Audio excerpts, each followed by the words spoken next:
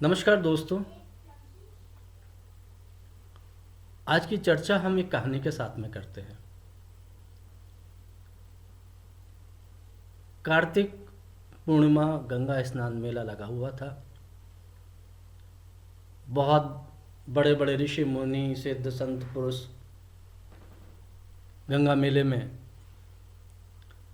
परवी के लिए आ रहे थे। जन सामान्य भी अपने अपने इच्छा पूर्ति के लिए माँ गंगा की परवी के लिए आ रहा था। इसमें संतजन भी थे और धार्मिक लोग भी थे, अधार्मिक लोग भी थे, पापी भी थे, व्यभिचारी भी थे, सभी लोग थे। देवयोग से उसी वक़्त माता पार्वती और भगवान शिव विचरण करते हुए वहाँ पहुँचे। तो माता पार्वती ने देखा जो व्यभिचारी हैं, अधार्मिक हैं, वो लोग भी माता गंगा में स्नान करके पुण्य अर्जित कर रहे हैं। ये देखकर माता पार्वती विचलित हो गई। तो उन्होंने भगवान शिव से कहा कि देखिए कि पृथ्वी पे गंगा के अवतरण होने से पापी भी पाप से मुक्त हो जाते हैं। तो भगवान शिव बोले, नहीं पार्वती जी, ऐसा नहीं है कि मात्र गंगा में स्नान करने से पापी पाप से मुक्त हो जाए। माता पार्वती हट करने लगी। हट हट शब्द बड़ा विचित्र है। हट को 3 जगह प्रयुक्त किया गया है और बड़ा विचित्र है। इस चीज को भी जानने की आवश्यकता है। 3 प्रकार के हट होते हैं। एक होता है राजहट, एक होता है बालहट और एक होता है त्रियाहट। इन 3 हट के आगे तो भगवान भी आ रहे हैं। और यही देखने को मिला। भगवान शिव से माता पार्वती जब चित कर गई कि नहीं प्रभु, ऐसा हो ही नहीं सकता कि माँ गंगा अपने शरण में लेने के बाद में पापी को पाप से मुक्त ना करे। भगवान शिव बहुत समझाते रहे। माता पार्वती हट कर गई। तो भगवान शिव बोले, ठीक है, इसकी परीक्षा ले ली जाए। माता पार्वती राजी हो गई। तुरंत भगवान शिव और माता पार्वती गंगा घाट पर पहुँचे। वहाँ पहुँचकर भगवान शिव ने एक कोढ़ी का रूप ले लिया और माता पार्वती ने एक सुंदर स्त्री का रूप ले लिया। वहाँ पर बड़े बड़े ऋषि मुनि ज्ञानी ध्यानी प्रातःकालीन समय में स्नान करने जा रहे थे। माता पार्वती जो सुंदर स्त्री का रूप बनाए हुए थी, प्रलाप करने लगी, विलाप करने लगी और कहने लगी, कोई मेरे कोढ़े को भैया स्नान करा दे ताकि मेरा कोढ़ी भी पाप से मुक्त हो जाए। अब ऋषियों ने, जो साधु संत थे, उन्होंने देखा एक सुंदर स्त्री वो कोढ़ी के साथ में है। उन्हें आश्चर्य हुआ और उन्होंने कोढ़ी की तरफ तो बड़ा तिरस्कृत निगाह से देखा, बड़ा गंदी दृष्टि से देखा। लेकिन पार्वती से बड़े प्यार से बोले कि हे सुंदरी, तुम इस कोढ़ी के साथ क्या कर रही हो? तुम हमारे साथ चलो, हम तुम्हें ज्ञान का मार्ग दिखाएंगे, हम तुम्हें मोक्ष का मार्ग दिखाएंगे। इस कोढ़ी को यहीं छोड़ दो। माता पार्वती ने मना कर दिया और उनको आगे जाने के लिए कह दिया। जब वो चले गए तो माता पार्वती फिर विलाप करने लगी। बड़े बड़े धनी सेठ, साहूकार, आम जनता सभी लोग गुजर रहे थे। माता पार्वती हर किसी से विलाप करके यही कह रही थी कि भैया, कोई मेरी कोढ़ी को भी स्नान करा दे, मेरा कोढ़ी भी पाप से मुक्त हो जाए। लेकिन जो भी सुंदर स्त्री को देखता, वो तो सुंदर स्त्री को अपने साथ ले जाने की बात करता, ना केवल स्नान कराने के लिए, वो हमेशा अपने साथ ले जाने के लिए जिद करता। लेकिन कोढ़ी की तरफ बड़ी गंदी निगाह से देख के, बड़ी तिरस्कृत भरी निगाह से देख के वो आगे चला जाता। लेकिन कोढ़ी को कोई स्नान कराने के लिए राजी नहीं हुआ। सुबह से शाम होने को आ गई। वहीं पास में कहीं एक किसान खेत जोत रहा था। सुबह से शाम होने चली थी, खेत जोतते जोतते उसे ध्यान आया, भाई आज तो गंगा स्नान का दिन है, दुनिया गंगा स्नान करने आ रही है और मैं गंगा के पास रहने के बावजूद गंगा में आज के दिन स्नान नहीं कर पा रहा हूँ। ये तो बड़ी अजीब बात है, सब लोग पुण्य कमा रहे हैं, मैं ही रह जा रहा हूँ। बोले हुई है सो देखी गई है। और उनने ये कह के अपने बैल मुकरा के चरने के लिए छोड़ दिए और सब वो जो है सर पर दौड़ लगा दिया गंगा जी घाट की तरफ। दौड़ता जा रहा था कि ले भैया हमारे गांव में मेलो लगा हुआ है और हम ही जो है पर भी ना ले पाए और सारो दिन निकल गो, आज को हमारे गंगा स्नान को दिन निकलो जाए रहोगे, हम तो काम के बोझ के तले दबे मरे हैं जा रहे। कहता हुआ जा रहा था, बड़बड़ाता जा रहा था।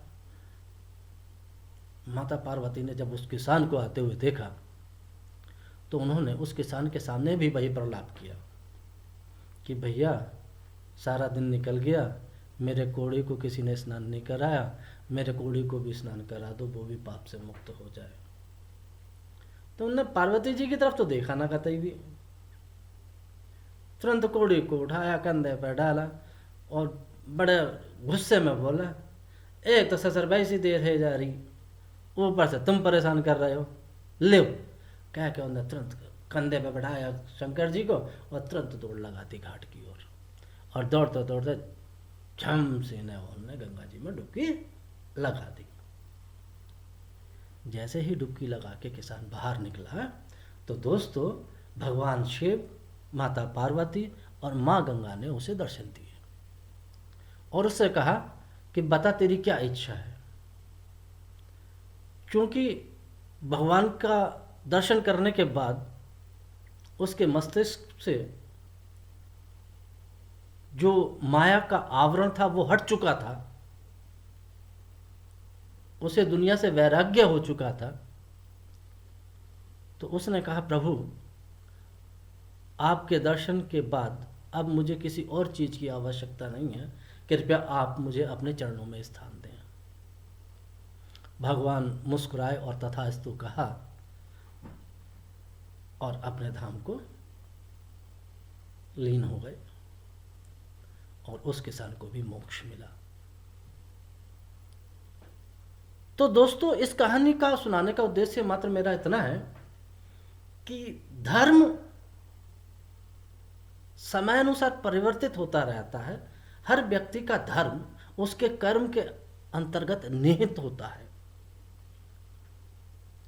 वैशेषिक सूत्र में भी एक जगह आया है,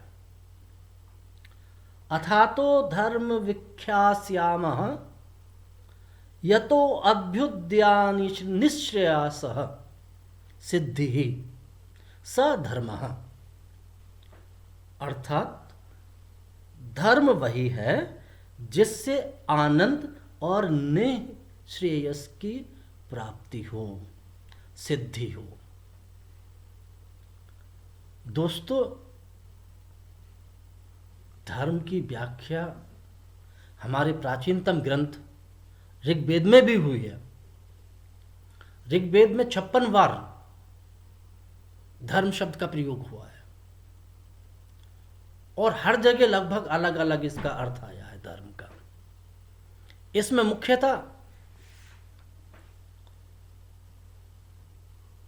व्यवस्था, सिद्धांत, आचरण, नियम के आधार पर धर्म को व्याख्यात किया गया है। अथर्ववेद में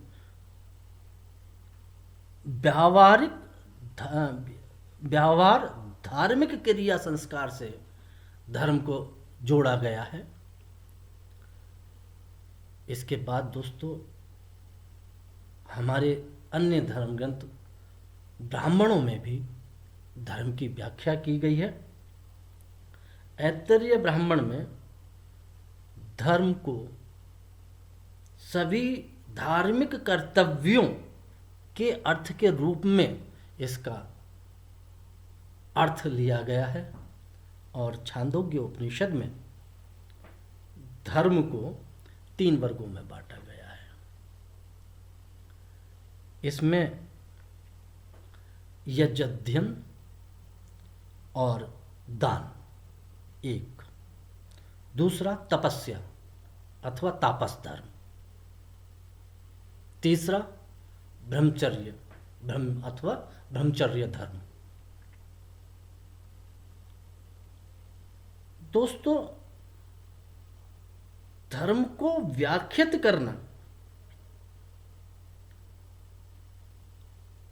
मेरे लिए इतना आसान नहीं है। मैं तो मूढ़ बुद्धि का व्यक्ति हूं। मैं तो मात्र इतना ही जानता हूं कि भारतीय ज्ञान में या हमारी परंपरा में धर्म को कभी भी जीवन का लक्ष्य नहीं माना गया। धर्म को मात्र लक्ष्य साधन की पूर्ति का माध्यम तो माना गया। धर्म का प्रयोजन मानव का बहुमुखी विकास है।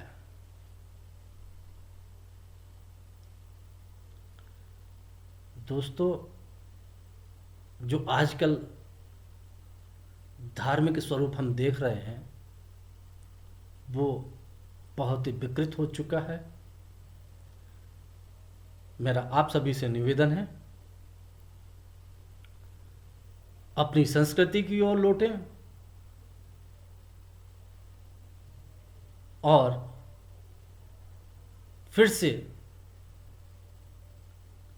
उसी धर्म को अपनाएं जैसे हमारे पूर्वज हमें बता गए हैं।